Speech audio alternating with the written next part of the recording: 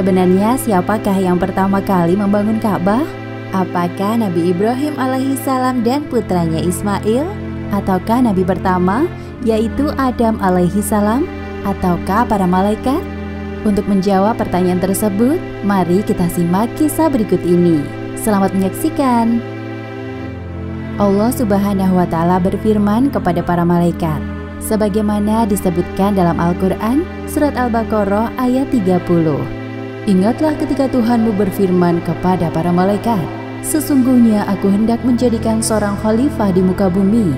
Mereka berkata, mengapa engkau hendak menjadikan khalifah di bumi itu orang yang akan membuat kerusakan padanya dan menumpahkan darah? Padahal kami senantiasa bertasbih dan memuji engkau dan mensucikan engkau. Allah berfirman, sesungguhnya aku mengetahui apa yang tidak kamu ketahui. Para malaikat menyadari bahwa perkataan mereka telah membuat Allah Subhanahu wa Ta'ala murka dan berpaling. Mereka pun bergegas lari menuju Arsy untuk meminta ampunan kepadanya. Kemudian para malaikat bertawaf atau mengelilingi Arsy sebanyak 7 kali putaran sambil memohon ampunan kepada Allah Subhanahu wa Ta'ala. Ya Allah, kami datang memenuhi panggilan-Mu. Kami datang memohon ampunan-Mu dan bertaubat kepadamu. Atas kesungguhan para malaikat, Allah Subhanahu wa Ta'ala menurunkan rahmat-Nya dengan membangunkan tempat ibadah di bawah Arsy yang dikenal dengan nama Al-Baitul Ma'mur. Allah Subhanahu wa Ta'ala berfirman kepada para malaikat, tawaflah mengelilingi rumah ini dan tinggalkanlah Arsy.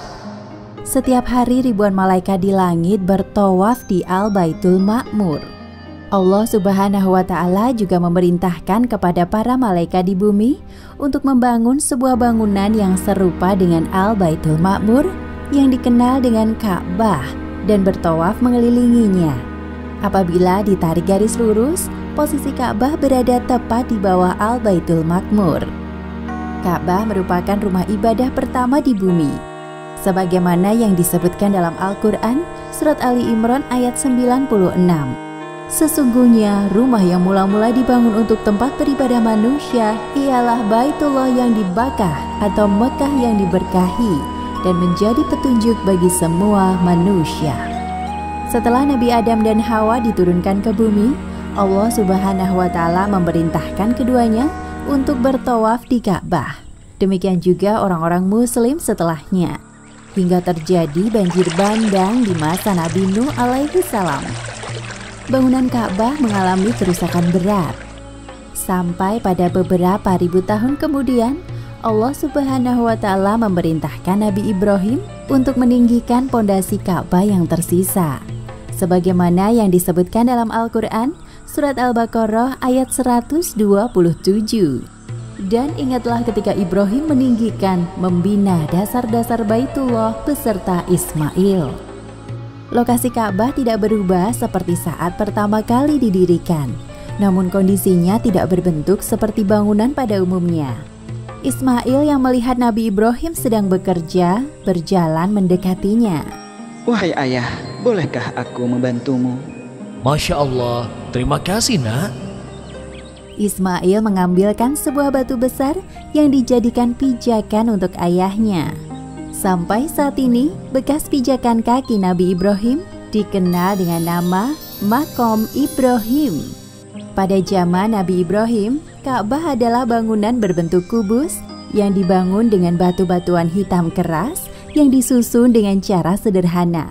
Setelah Nabi Ibrahim dan Ismail berhasil meninggikan pondasi Ka'bah, keduanya lalu berdoa kepada Allah Subhanahu wa Ta'ala. Sebagaimana lanjutan dari surat Al-Baqarah ayat 127. Ya Tuhan kami, terimalah daripada kami atau amalan kami. Sesungguhnya Engkaulah yang maha mendengar, lagi maha mengetahui.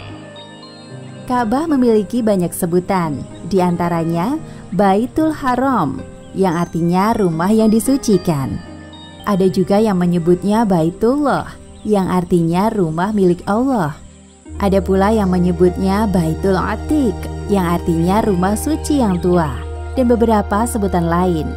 4000 tahun setelah Ka'bah ditinggikan oleh Nabi Ibrahim dan Ismail, Allah Subhanahu wa Ta'ala menjadikan Ka'bah sebagai kiblat umat Islam di seluruh belahan dunia. Dan setiap tahunnya, umat Islam dari berbagai penjuru dunia mendatangi Ka'bah untuk menunaikan ibadah haji. Demikianlah akhir kisah asal mula pembangunan Ka'bah. Hikmah yang dapat diambil dari kisah ini diantaranya, pertama, niatkan semua yang kita kerjakan di dunia hanya untuk Allah. Kedua, jangan lupa berdoa kepada Allah setiap selesai melakukan pekerjaan agar amalan kita diterima olehnya. Dan ketiga, salah satu kesuksesan orang tua dalam mendidik anaknya terlihat dari sikap Nabi Ismail yang secara sukarela membantu Nabi Ibrahim membangun Ka'bah. Hal tersebut dilakukan Nabi Ismail atas dasar perintah Allah Subhanahu wa Ta'ala untuk berbakti kepada orang tua.